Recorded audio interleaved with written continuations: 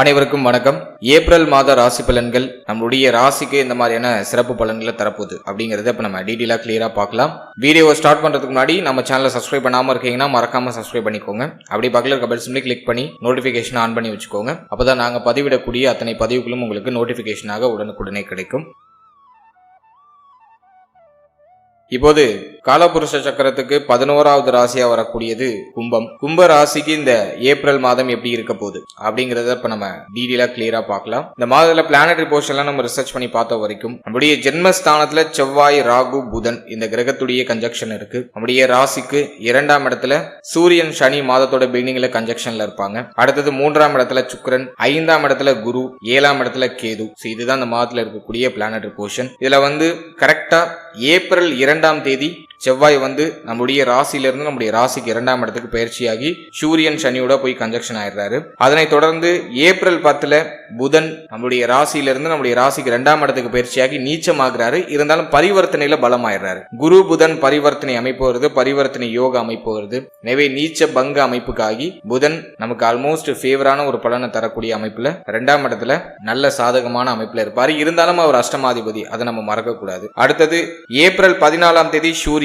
நம்மளுடைய ராசிக்கும் 2ஆம் இடத்துல இருந்து 3ஆம் இடத்துக்கு பயிற்சியாகி உச்சமாயிடுறாரு. ஃபைனலி ஏப்ரல் 19 சுக்கிரன் நம்மளுடைய ராசிக்கு 3ஆம் இடத்துல இருந்து 4ஆம் இடத்துக்கு பயிற்சியாகி ஆட்சி ஆகிறாரு. எனவே இந்த மாதத்தை பொறுத்த வரைக்கும் ஒரு கிரகம் நீச்சம் பரிவர்த்தனையில பலமாகுது, சுக்கிரன் ஆட்சி ஆகிறாரு, சூரியன் உச்சம் ஆகிறாரு. சோ ஆட்சி, உச்சம், நீச்சம் இந்த 3 காம்பினேஷன்லயும் இந்த மாதத்துல கிரகங்கள் இருக்கு. சோ இந்த ஏப்ரல் மாதம் நம்ம ராசிக்கு இப்ப எப்படி இருக்க போகுது அப்படிங்கறத இப்ப நம்ம கம்ப்ளீட்டா பார்க்கலாம். ஃபர்ஸ்ட் ஃபேமிலி நம்ம எடுத்து ரிசர்ச் பண்ண வரைக்கும் சூரியன் சனி சேர்க்கை ஆகாத சேர்க்கை தான். ரெண்டும் பகை கிரகம், ரெண்டும் ஒன்று இணைகிறது அந்த அளவுக்கு நல்லது இல்ல. அடுத்து செவ்வாய் போயிட்டு 2ஆம் இடம் வாக்கு ஸ்தானத்துல செவ்வாய், சோ அதுவும் குற்றம் தான். என்னதான் செவ்வாய் நமக்கு 3-10க்கு அதிபதியாக வந்தாலும் அவர் ஒரு மாதிரி விவேகமான கிரகம், கோபத்தை ப்ரொடியூஸ் பண்ணக்கூடிய ஒரு கிரகம். அவர் வாக்கு ஸ்தானத்துல இருக்கிறது குற்றம் தான். எனவே இந்த மாதத்தை பொறுத்த வரைக்கும் குடும்ப சூழ்நிலைகள்ல கொஞ்சம் அக்கறை எடுத்துக்கணும். ஃபேமிலியில கொஞ்சம் அனுசரிச்சு போய்க்கணும். குறிப்பா உங்களுடைய வார்த்தைகள்ல நிதானமா இருக்கணும். உங்களுடைய வார்த்தைகள் உங்களை சுத்தி இருக்கிறவங்களை புண்படுத்துற மாதிரி அந்த வார்த்தைகள்லாம் குற்றத்துக்கு வாய்ப்பு இருக்கு. எனவே வார்த்தைகளை ரொம்ப நிதானம் தேவை.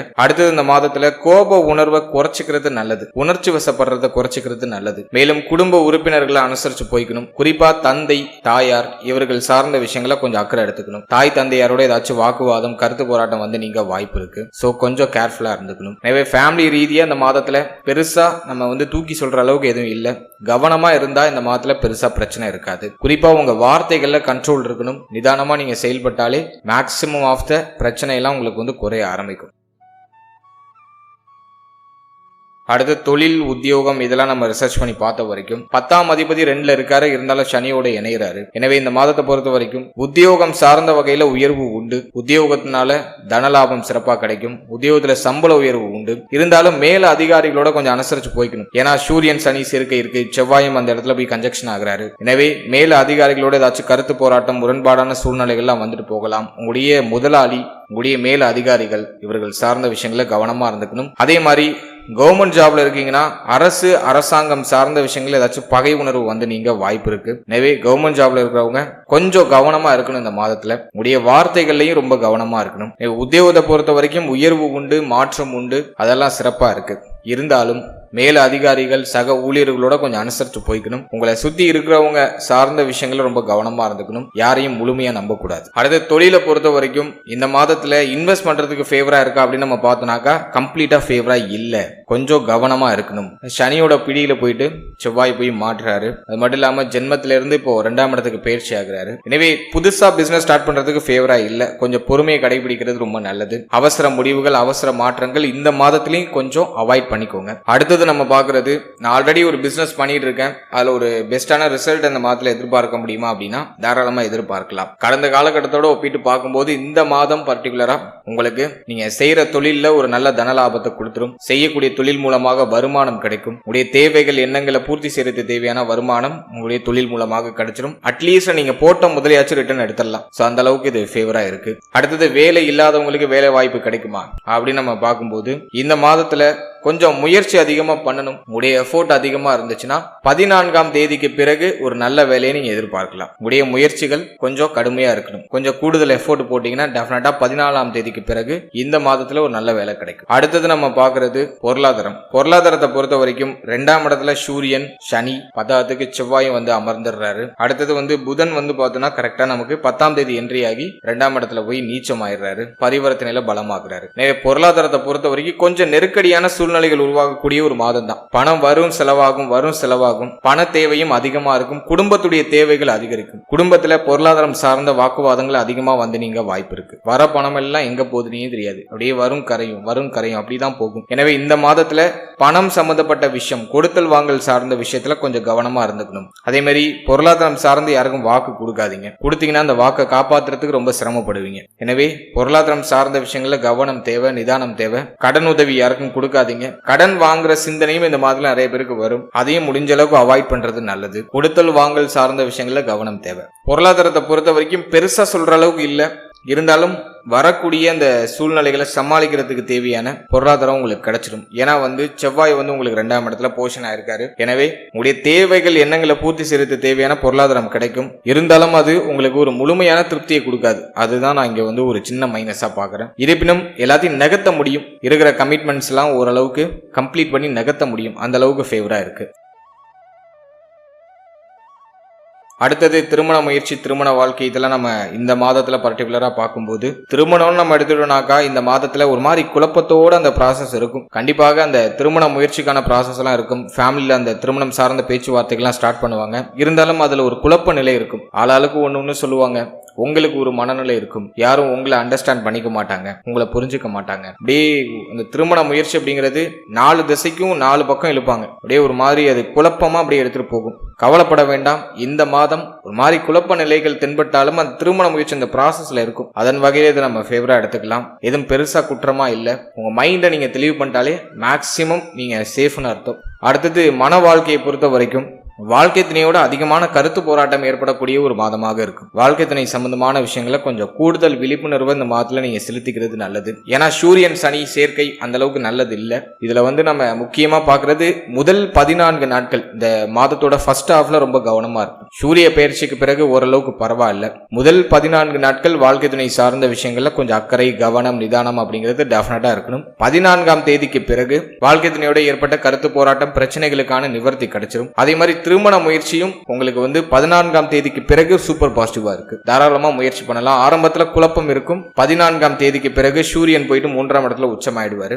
எனவே திருமண முயற்சி வெற்றியை கொடுக்கறதுக்கான வாய்ப்பு அதிகபட்சமா இருக்கு. எனவே திருமண முயற்சியில இருக்கீங்கன்னா 14ஆம் தேதிக்கு பிறகு நீங்க அந்த திருமண முயற்சியை பண்றது பெஸ்ட். ஆனா அந்த ப்ராசஸ் வந்து இந்த மாதத்தோட பிகினிங்ல இருந்தே இருக்கும். அது 14ஆம் தேதிக்கு பிறகு ஒரு நல்ல ரிசல்ட்டா மாறுறதுக்கான வாய்ப்பு அதிகபட்சமா இருக்கு. அதே மாதிரி மன வாழ்க்கையை பொறுத்த வரைக்கும் மாதத்தோட ஃபர்ஸ்ட் 14 நாட்கள் கொஞ்சம் அனுசரிச்சு பொறுமையோட நிதானத்தோட செயல்படுறது நல்லது. முடிஞ்சவங்க ஃபேமிலியை விட்டு பிரிஞ்சு வெளியூர், வெளிநாடு, வெளிமாநிலம் போறது வாய்ப்பு கிடைச்சதுன்னா அதை யூஸ் பண்ணிக்கோங்க. அது பெஸ்ட் ஆப்ஷனா இருக்கும். அப்படி அதுக்கெல்லாம் சான்சஸ் இல்லை அப்படின்னாக்கா முடிஞ்ச அளவுக்கு அமைதியை கடைபிடிச்சு சகிப்புத்தன்மையோட செயல்படுறது ரொம்ப நல்லது. 14ஆம் தேதிக்கு பிறகு இருக்கிற குழப்பங்கள் எல்லாத்துக்கும் நிவர்த்தி கிடைச்சிடும். ஆனா 14ஆம் தேதி வரைக்கும் உங்களுடைய வார்த்தைகள்லையும் வாழ்க்கை துணை சார்ந்த என்டையர் விஷயத்திலையும் கொஞ்சம் கவனத்தை நீங்க செலுத்தி நிதானத்தோட செயல்படுறது ஒரு நல்ல பலன்களை பெற்றுக் கொடுக்கும். அடுத்தது குழந்தை பாக்கியம், பிள்ளைகள் சார்ந்த விஷயம். இதுல நம்ம ரிசர்ச் பண்ணி பார்த்த வரைக்கும் புத்திர பாகியத்துக்கு ஃபேவரா தான் இருக்கு. 14ஆம் தேதிக்கு பிறகு குழந்தை பாகியம் சார்ந்த வகையில சுப செய்திகளை எதிர்பார்க்கலாம். ஏன்னா குரு வந்து நமக்கு நல்ல நிலையில இருக்காரு. எனவே இந்த மாதத்துல 14ஆம் தேதிக்கு பிறகு குழந்தை பாகியம் சார்ந்த வகையில சுப செய்திகளை எதிர்பார்க்கலாம். இந்த மாதம் பர்டிகுலரா ஃபேவரா தான் இருக்கு. அடுத்தது நம்ம பார்க்கிறது பிள்ளைகள் சார்ந்த விஷயம். பிள்ளைகள் சார்ந்த விஷயத்தை பொறுத்த வரைக்கும் பிள்ளைகள் பற்றிய சின்ன சின்ன வருத்தங்கள், கவலைகள் எட்டி பார்த்தாலும் இந்த மாதத்துல பர்டிகுலரா அவர்களால பெரிய அளவுல குழப்பமோ பிரச்சனையும் இல்லை. பிள்ளைகளால ஒரு மகிழ்ச்சி, மன நிறைவு, பிள்ளைகளுக்கு சுப மாற்றங்கள் செய்யறதுக்கான அறிகுறி எல்லாமே சிறப்பான முறையில் தென்படும். பிள்ளைகள் சார்ந்த வகையில நல்ல உயர்வு உண்டு. பிள்ளைகளால ஆதாயம் உண்டு. பிள்ளைகளுடைய ஒத்துழைப்பு இந்த மாதத்துல கிடைக்கும். பிள்ளைகளுடைய வளர்ச்சியை நினைத்து உங்களுக்கு ஒரு பெருமை, ஒரு மன நிறைவு, மன நிம்மதி இதெல்லாம் சிறப்பான முறையில கிடைக்கும். இதெல்லாம் நான் வந்து உங்களுக்கு ஒரு பாசிட்டிவா பாக்குறேன். அடுத்த ஸ்டூடெண்ட்ஸ், மாணவ மாணவிகளை பொறுத்த வரைக்கும் 19ஆம் தேதிக்கு பிறகு கல்வி சார்ந்த விஷயங்கள்ல அற்புதமான உயர்வு உண்டு. 19ஆம் தேதி வரைக்கும் சிந்தனை குழப்பம் இல்லாம, அதிகமான டிஸ்ட்ராக்ஷன்ஸ் இல்லாம, உங்க மைண்டை ஒரு பாதையில நீங்க செலுத்தி செயல்படுறது நல்லது. ஆனா 19ஆம் தேதிக்கு பிறகு சுக்கிரன் வந்து உங்களுக்கு 4ஆம் இடத்துல போய் ஆட்சி ஆயிடுவார். எனவே 19ஆம் தேதிக்கு பிறகு நல்ல உயர்வு, நல்ல முன்னேற்றம் கல்வி சார்ந்த வகையில நிச்சயமாக உண்டு. ஸ்டூடெண்ட்ஸுக்கு கல்வி சார்ந்த வகையில இருந்த பய உணர்வு, குழப்பம், பிரச்சனை இதெல்லாம் வந்து 19ஆம் தேதிக்கு பிறகு சரியாயிடும். அடுத்தது தேக ஆரோக்கியம். தேக ஆரோக்கியத்தை பொறுத்த வரைக்கும் பர்டிகுலரா 2ஆம் பாவகம் சற்று வீக் ஆகுது. எனவே இந்த மாதத்துல உங்களுடைய கண், பல், முகம் சம்பந்தப்பட்ட விஷயத்துல கவனமா இருந்துக்கணும். அடுத்தது வந்து நம்ம பாக்குறது ஜென்மத்துல இருக்கிற ராகு ஓவரா சிந்தனையை கொடுக்கும். இருந்தாலும் குரு பார்வையில அவர் வந்துடுறாரு. லைஃப்ல அடுத்த கட்டத்துக்கு போறதுக்கான அந்த சிந்தனையை அதிகமா கொடுக்கும். பிரம்மாண்ட சிந்தனையை கொடுக்கும். அதே போல தொழில் சிந்தனையும் கடுமையா கொடுக்கும். பெருசா தொழில் செய்யணும், பெருசா நம்ம பிசினஸ் பண்ணணும், பிரம்மாண்டமான சிந்தனையை கொடுக்கும். நல்லா கனவு உலகத்துல மிதக்க வைக்கும். ஸோ அதெல்லாம் ஓரளவுக்கு நியூட்ரலைஸ் பண்ணிக்கிறது நல்லது. அடுத்து ஹெல்த்னு நம்ம பார்க்கும்போது கண், பல், முகம் இதுல கவனமா இருந்துக்கணும். அடுத்தது வயிறு சார்ந்த விஷயங்கள்லயும் அந்த ட்ரபிள் வந்து தொடர்ச்சி ஆகுது, அதையும் கவனமா இருந்துக்கணும். அடுத்தது நம்ம பார்க்கறது இந்த மாதத்துல கழிவு நீக்க உறுப்புகள்ல கொஞ்சம் கவனம் செலுத்திக்கணும். மேலும் ஒரு சிலருக்கு ஸ்கின் டிசீஸ் அப்படின்னு சொல்லக்கூடிய அரிப்பு சம்பந்தப்பட்ட பிரச்சனைகள் ஏதாச்சும் வந்துட்டு போகலாம், அதுலயும் கவனமா இருந்துக்கணும். சூரியன் சனி இணைவு வர்றதுனால இந்த ஃபீவர் சம்பந்தப்பட்ட பிரச்சனை, அதாவது நோய் எதிர்ப்பு சக்தி குறையிறது, ஒரு மாதிரி அந்த வலிமை, உங்களுடைய வலிமை குறையிறது, தேக ஆரோக்கியம் ஒரு மாதிரி டயர்டா ஃபீல் ஆகுறது, அதுக்கான வாய்ப்புகள்லாம் உண்டு. இந்த மாதத்துல அதுல கொஞ்சம் கவனமா இருந்துக்கிறது நல்லது. ஸோ நல்லா ஹெல்த்தியா சாப்பிடுங்க, டயத்துக்கு சாப்பிடுங்க, டயத்துக்கு தூங்குங்க. உங்க மைண்டையும் உங்களுடைய உடலையும் சரியா பராமரிங்க.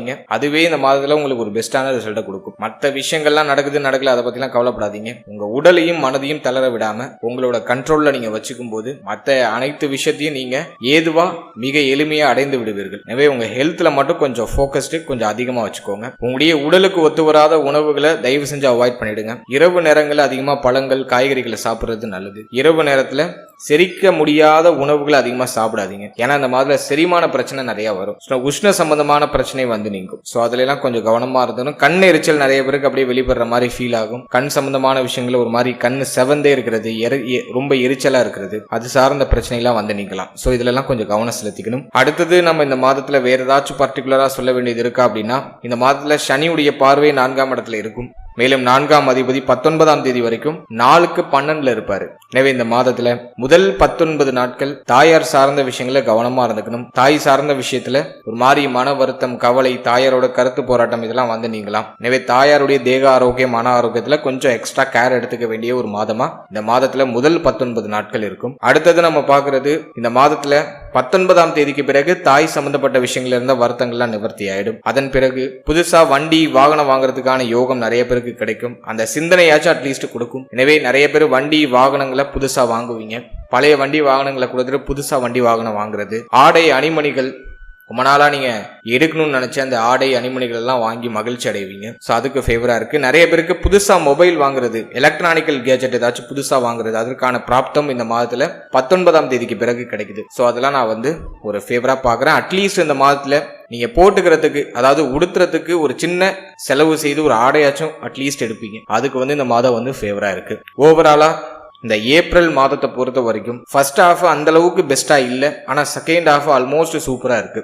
செகண்ட் ஹாஃப்ல நிறைய நல்ல மாற்றம், உங்களுடைய மனதிற்கு இதத்தையும் மகிழ்ச்சியும் தரக்கூடிய விஷயங்களை செய்யறதுக்கான ஒரு பாக்கியம், ஒரு நல்ல வாய்ப்பு அது இந்த மாதத்துல செகண்ட் ஹாஃப்ல நிறைய பேருக்கு கிடைக்குது. ஃபர்ஸ்ட் ஹாஃப் அந்த அளவுக்கு பெஸ்டா இல்ல. ஃபர்ஸ்ட் ஹாஃப்ல முக்கிய மாற்றம், முக்கிய முடிவுகளை அவாய்ட் பண்ணிக்கோங்க. நீங்க செய்யணும்னு நினைக்கிறத 15ஆம் தேதிக்கு பிறகு செய்யறதுக்கான அந்த வல்லமை அப்படிங்கிறது உங்களுக்கு கிடைக்கும். வாழ்த்துக்கள்.